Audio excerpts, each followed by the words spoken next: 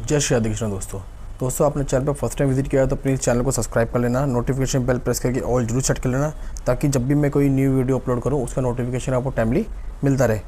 दोस्तों आज हम बात करने वाले हैं दो ऐसे ही केमिकल स्टॉक के बारे में, दिग्गज केमिकल स्टॉक के बारे में जिन्होंने हमें मल्टी बैगर रिटर्न दिए हैं और उनमें इतनी पोटेंशियल है कि आगे जाके हमें और मल्टी बैगर रिटर्न दे सकते हैं। दोस्तों हम चलते हैं पहले स्टॉक पर।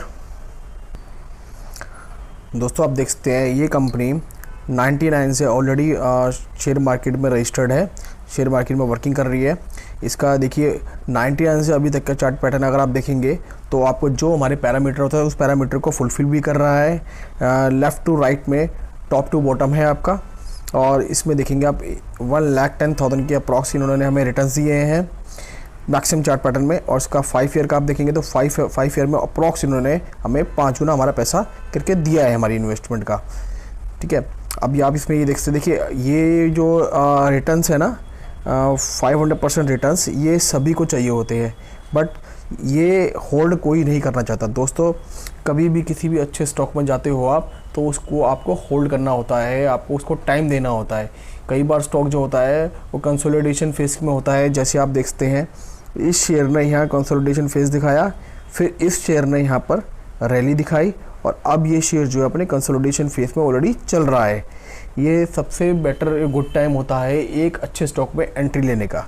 ठीक है दोस्तों, अब हम ये देखते हैं इसके नेक्स्ट पैरामीटर पर चलते हैं। देखिए दोस्तों जून 2020 से इसका डेटा अवेलेबल है, आप इनकी सेल्स देख सकते हैं, आप टोटली ग्रो पॉइंट में है, ग्रो मोड में है। अब हम इन्हें क्वार्टरली इनके रिजल्ट चेक करने होते हैं। आप क्वार्टर रिजल्ट देख सकते हैं, करंट क्वार्टर में इसकी जो सेल थी 3300 अप्रॉक्स थी, लास्ट क्वार्टर में इसकी सेल जो 3800 के आसपास थी इन करोड्स के अंदर। लास्ट ईयर सेम क्वार्टर में इसकी जो सेल थी वो 3900 क्वार्टरली सेल थी। अब आप इसे देखते हैं कि लास्ट क्वार्टर के अकॉर्डिंग इस कंपनी में डाउनफॉल है, इवन लास्ट ईयर के सेम क्वार्टर में भी कंपनी में डाउनफॉल है। देखिए दोस्तों अभी इस टाइम केमिकल सेक्टर के हर कंपनी के अंदर, हर दिग्गज अच्छी कंपनी के अंदर डाउनफॉल है और ये सबसे बेस्ट टाइम होता है किसी भी स्टॉक में इन्वेस्ट करने का, और ये बहुत अच्छी कंपनी है। इसका आप चाहे तो ऑपरेटिंग प्रॉफिट देखते हैं, आप ऑपरेटिंग प्रॉफिट 693 था, 932 था, और फिर लास्ट क्वार्टर के अगर आप देखेंगे तो 995 था। इसमें भी आप देखेंगे तो सेम वही सिचुएशन है डाउनफॉल की। अब हम इसका नेट प्रॉफिट देखते हैं, सारे एक्सपेंस काटने के बाद कंपनी के हाथ में नेट प्रॉफिट कितना आया है। अब नेट प्रॉफिट आप देखते हैं 359, 562, और लास्ट क्वार्टर में कितना, लास्ट ईयर के सेम क्वार्टर में कितना था 608। उसके हिसाब से देखेंगे तो उसमें ऑलमोस्ट हाफ टाइम का इसमें गिरावट है इसमें। अब हम इसके नेक्स्ट पैरामीटर पे चलते हैं। अब आप देख सकते हैं इसमें सेम अगर आप चाहें तो इसका डेटा चेक कर सकते हैं, 2012 से अवेलेबल है। 2012 से लेके आप देखिए कंटिन्यूस कंपनी की सेल इंक्रीज़ हो रही है, ये देख सकते हैं आप, कंटिन्यूस कंपनी की सेल इंक्रीज़ हो रही है। ये देखते हैं दोस्तों आप इस फाइनेंशियल ईयर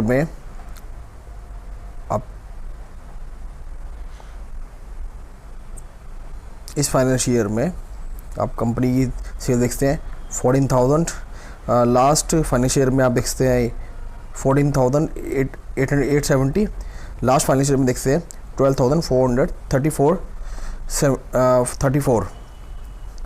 ये देखते हैं आप एवरी फाइनेंशियल ईयर के हिसाब से कंपनी ग्रो कर रही है।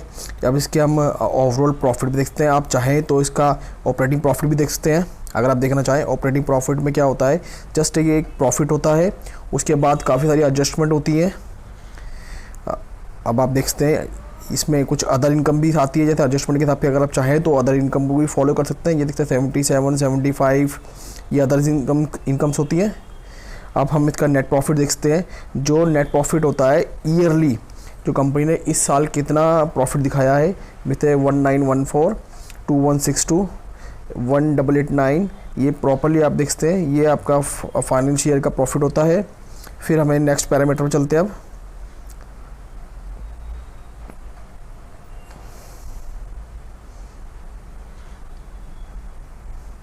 दोस्तों नेक्स्ट पैरामीटर पे हम आ गए हैं। इसमें आप देखते हैं प्रमोटर होल्डिंग जो है अप्रॉक्स 50% के आसपास है।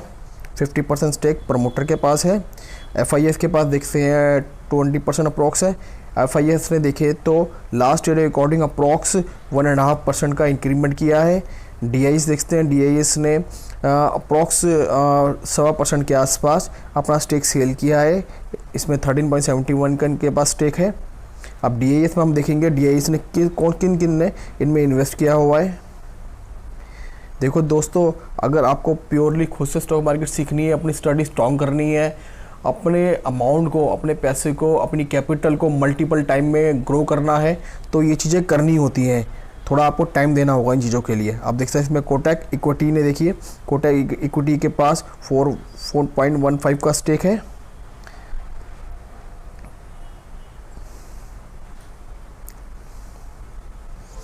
LIC के पास आप देखते हैं, LI के पास 1.13 का स्टेक है।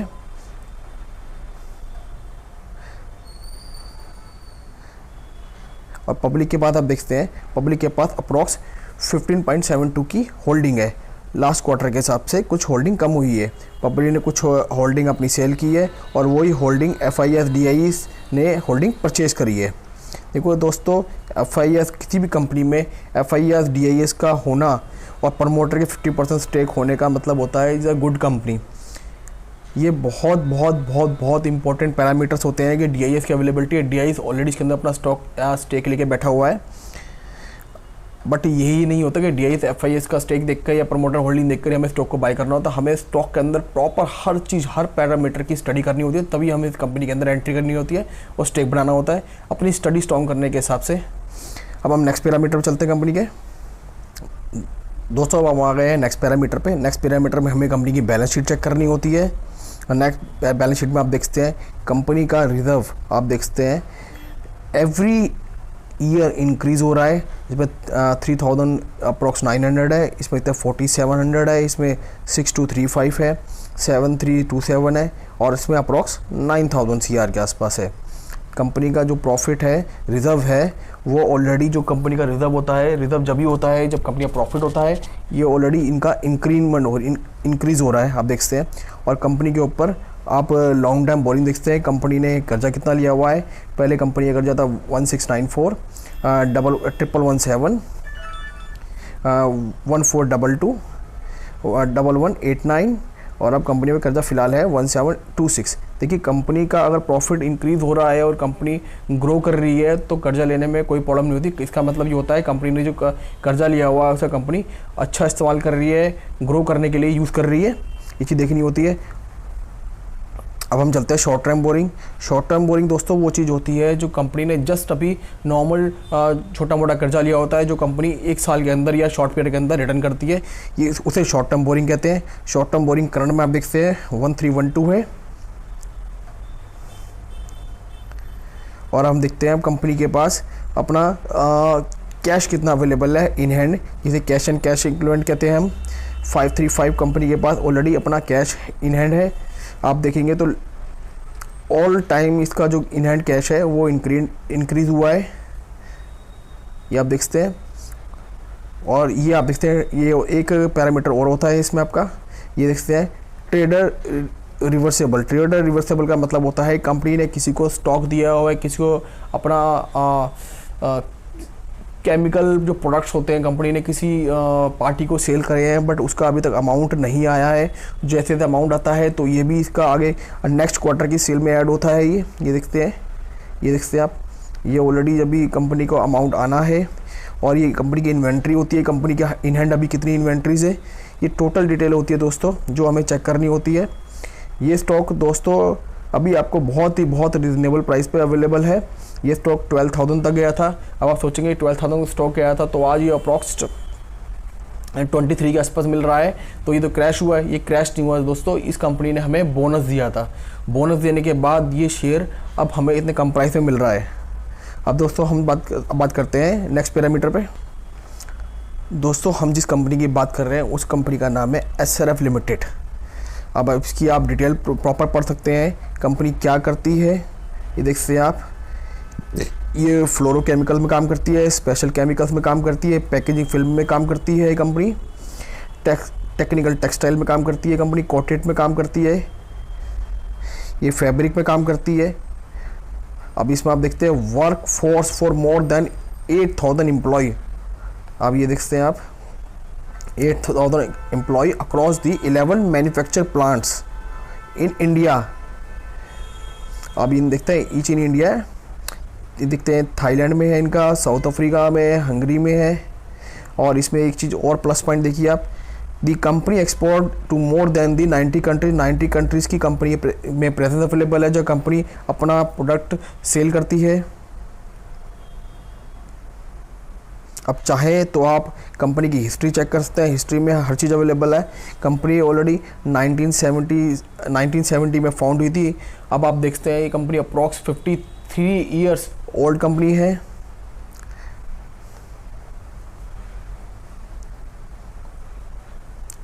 कंपनी के अंदर अप्रॉक्स आप देखेंगे तो 8,000 प्लस एम्प्लॉयज़ हैं कंपनी के अंदर।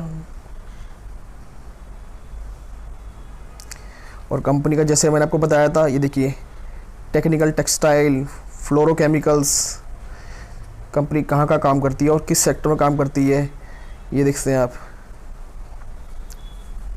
स्पेशलिटी केमिकल्स, पैकेजिंग फिल्म, इसमें आपको हर तरह की डिटेल मिलेगी कि कंपनी किस किस में करती है।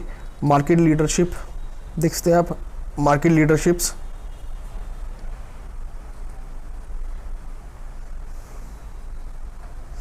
ये देखिए कंपनी का अवार्ड कब मिला, 2004 में, 12 में, ये देखते हैं आप। अब ये देखते हैं लाइफ टाइम अचीवमेंट अवार्ड मिला अरुण भारत राम जी को। दोस्तों देखो ये ऐसे सारे पैरामीटर्स होते हैं, आपको हर कंपनी में या जो भी कंपनी को बाय करते हैं उसको बाय करने से पहले ये चीज़ चेक करनी होती है।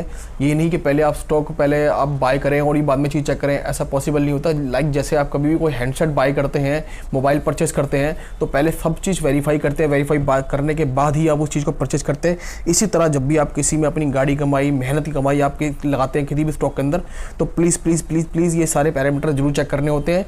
पहले पैरामीटर चेक कीजिए, कंपनी डिटेल चेक कीजिए, कंपनी का PNL चेक कीजिए, कंपनी का चार्ट पैटर्न चेक कीजिए। कंपनी की हर चीज़ चेक करने के बाद जब आप इस पर कॉन्फिडेंस हो तभी और स्टॉक के अंदर एंट्री ले। और एंट्री लेने का टाइम भी जब होता है जब जो स्टॉक होता है वह कंसोलिडेशन फेस में होता है, नॉट रैली कर रहा हो, ये चीज़ चेक करनी होती है। अब दोस्तों चलते हैं हम नेक्स्ट पैरामीटर पे, नेक्स्ट कंपनी पर। दोस्तों दूसरा स्टॉक जो है 2010 से शेयर मार्केट में अवेलेबल है, लिस्टेड है। इसने अप्रॉक्स 11,000% के आसपास रिटर्न दिए हैं मैक्सिमम टाइम पीरियड में। और इसमें आप 5 ईयर्स में देखते हैं, आप 5 ईयर्स में अप्रॉक्स इसने 6,500 रिटर्न दिए हैं। दोस्तों देखो ये रिटर्न जब मिलते हैं जब आप एक अच्छे स्टॉक में एंट्री करते हैं और उस अच्छे स्टॉक को लॉन्ग टाइम के लिए होल्ड करते हैं, 1-2 साल के नहीं। कई बार ऐसा होता है कि स्टॉक 1-2 साल तक नहीं चलते हैं, अपने कंसोलिडेशन फेस में होते हैं। जैसे इस स्टॉक में भी आप देख सकते हो, ये स्टॉक जो है अप्रॉक्स अपने 2001 के प्राइस के हिसाब से ही अभी तक ट्रेड कर रहा है, आप देखते हैं। तो दोस्तों हमें ऐसे ही स्टॉक को वेरीफाई करना होता है।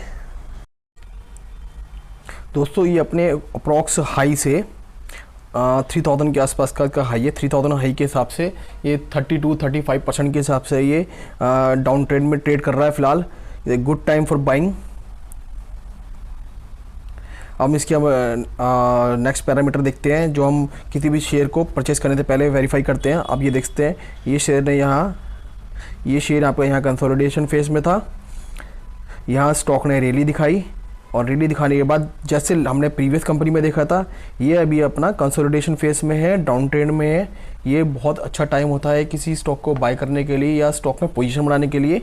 अब हम इसकी कंपनी के नेक्स्ट पैरामीटर चेक करते हैं। दोस्तों अब हम आ चुके हैं इसके PNL पे। ये कंपनी की आप सेल्स देख सकते हैं। आप करंट क्वार्टर में कंपनी की सेल 1768 थी, लास्ट क्वार्टर में इसकी कंपनी की सेल 1961 थी और लास्ट ईयर सेम क्वार्टर में कंपनी की सेल 2058 थी। दैट्स प्रीवियस जो कंपनी की बात करी थी हमने उसके अकॉर्डिंग सेम पैरामीटर्स हैं इसके भी। हमने ऐसे मैंने आपको बताया था इस टाइम हर केमिकल सेक्टर के स्टॉक के अंदर डाउनफॉल है, अपने वो लास्ट प्रीवियसली परफॉर्मेंस के हिसाब से डाउनफॉल में है। It is good sign for purchasing.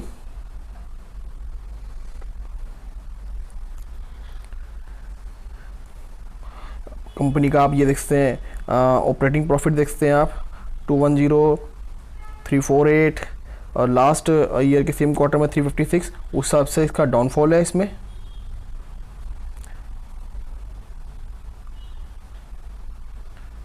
अब इसका हम नेट प्रॉफिट देखते हैं।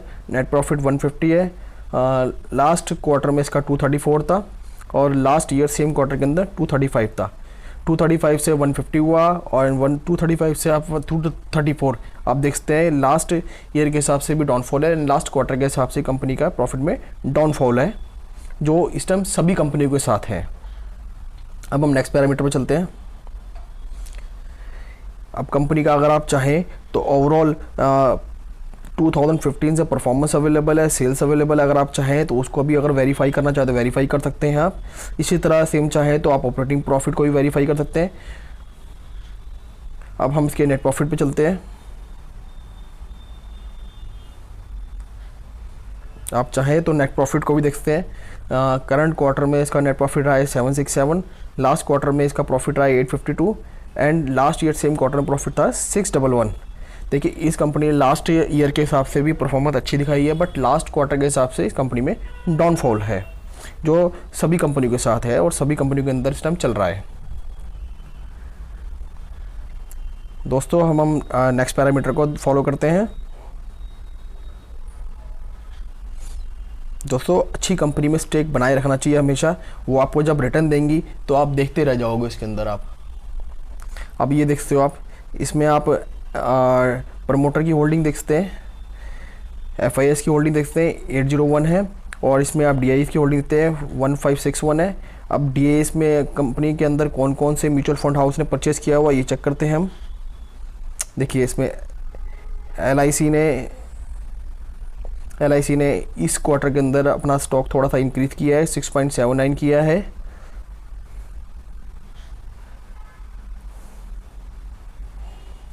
ये निप्पन लाइफ ने भी अपना कुछ स्टेक इंक्रीज़ किया है, 1.42 किया है। फ्रैंकलिन इंडियन ने देखिए 2.44 किया है अपना स्टेक एंड मोतीलाल ओसवाल जी देखते हो आप, इसमें 2.37 किया है इन्होंने अपना, इन्होंने फ्रेश बाइंग की है इवन।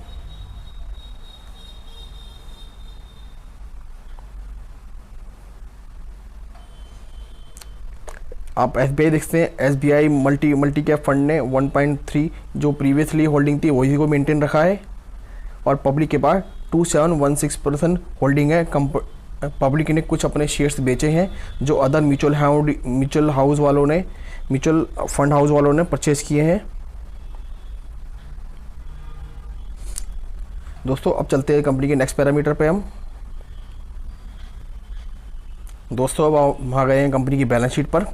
कंपनी के आप रिजर्व देख सकते हैं, लास्ट ईयर के अकॉर्डिंग इंक्रीज हुआ है। देखिए 1030, 1464, 1817, 2228, 2597। देखिए कंपनी के रिजर्व एवरी ईयर इंक्रीज हुआ है। आप कंपनी के पास कर्जा देखते हैं, कंपनी का लॉन्ग टर्म बोरिंग कितना है, कंपनी ने कितना लोन लिया हुआ है। फिलहाल कंपनी के पास कोई लोन नहीं है किसी भी तरह का।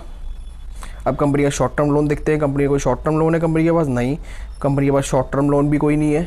प्रीवियसली 1399 का था, अप्रॉक्स 14 करोड़ का था, कंपनी उसको पे कर चुकी है।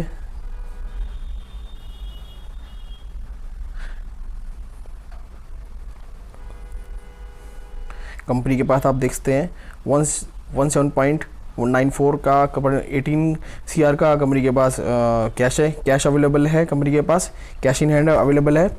एंड ट्रेडर रिवर्सेबल देखते हैं आप, अप्रॉक्स कंपनी ने 6000 करोड़ के आसपास कंपनी ने पैसा लेना है। कंपनी का इन्वेंट्री देखते हैं आप, 4500 की अप्रॉक्स इन्वेंट्रीज है। कंपनी ने 368 के आसपास की करीबन इन्वेस्टमेंट करी हुई है कंपनी ने। देखो दोस्तों, ये सब पैरामीटर को आप फॉलो करो किसी भी अच्छे स्टॉक में बाय करने के लिए। आप किसी अच्छे स्टॉक को बाय करने के लिए अगर आप ये पैरामीटर फॉलो करते हो तो आपके लॉसेस होने के चांस बिल्कुल ना के बराबर होंगे। देखो 100% नहीं होता है, बट काफ़ी हद तक आपके जो चांसेस होते हैं वो ख़त्म हो जाते हैं। अच्छी स्टॉक में आप हमेशा पोजीशन बनाए रखोगे तो आपको अच्छे return, good return, handsome return आपको ज़रूर मिलेंगे। जरूर मिलेंगे। अगर इवन आप परेशान होकर कभी एक स्टॉक 1-2 साल नहीं चलता है, आप परेशान होकर उस स्टॉक को आप एग्जिट हो जाओगे, प्रॉफिट बुक करोगे या लॉस बुक करोगे छोटा। दोस्तों अच्छे स्टॉक में हमेशा हमें बने रहना होता है। अब हम चेक करते हैं कंपनी कौन सी है ये। दोस्तों कंपनी का नाम है दीपक नाइट्रेट। आप देख सकते हैं ये कंपनी केमिकल सेक्टर में काम करती है, फार्मास्यूटिकल में होता है, इसका रबड़ है, इसका केमिकल्स में है। देखिए आप देख सकते हैं ये, और ये कंपनी भी अप्रॉक्स आपकी देख सकते हैं 1970 से फाउंड है। दोस्तों ये दोनों ऐसी कंपनीज हैं जो आपको अच्छे रिटर्न एंड गुड रिटर्न दे सकती हैं, बट आप इन स्टॉक को होल्ड करना होता है स्टॉक को। अगर आपने स्टॉक बाय किया है या बाय करने का विचार आप कर रहे हैं तो please please please please stock को अगर आप बाय करते हैं तो स्टॉक को लॉन्ग टर्म होल्ड करके रखिए। आपको लॉन्ग टर्म में गुड अच्छे रिटर्न जरूर मिलेंगे इसमें। और बट इसको कभी भी स्टॉक को किसी भी स्टॉक का बाय करना होता है, हमें हमेशा कुछ चीज़ें ध्यान रखनी होती है। कभी भी हमें स्टॉक मार्केट में लोन लेके पैसा नहीं लगाना होता है, हमें हमेशा अपना रिजर्व अमाउंट लगाना होता है। और जब भी आप कोई स्टॉक बाय करते हैं तो प्लीज़ उसको SIP मोड में बाय कीजिए, कभी भी लमसम अमाउंट या वन टाइम अमाउंट नहीं लगाना होता है। ठीक है दोस्तों अगर मेरी दी हुई इन्फॉर्मेशन, मेरी दी हुई बनाई हुई वीडियो आपको अच्छी लगी हो तो प्लीज़ वीडियो को लाइक शेयर जरूर करना। आपके लाइक से मेरा मोटिवेशन बढ़ता है। मिलेंगे नेक्स्ट वीडियो में, जब तक के लिए बाय बाय। जय श्री राधे कृष्णा।